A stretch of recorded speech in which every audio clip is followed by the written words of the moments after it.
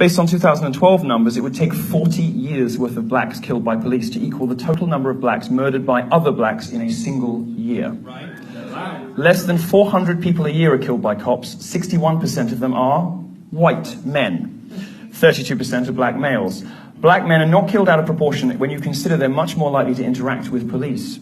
People are killed by police about as often as they're struck by lightning, but I don't see many protests about storms. Black males are 58% of those killed legally by private citizens in self-defense. And you think, aha, we've got you on something. Except 75% of them were killed by other blacks.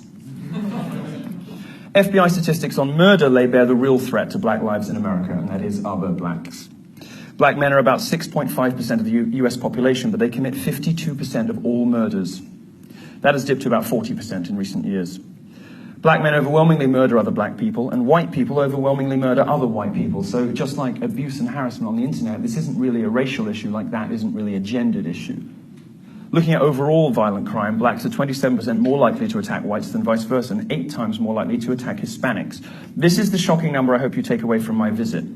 90% of blacks that die of murder die at the hands of other black people, and that's from the FBI homicide report. 90%. We're not here to talk about why this happens, why 74% of black children are raised without fathers per Health and Human Services, and why the government seems intent on continuing a cycle of destruction within the black community. My message is simple.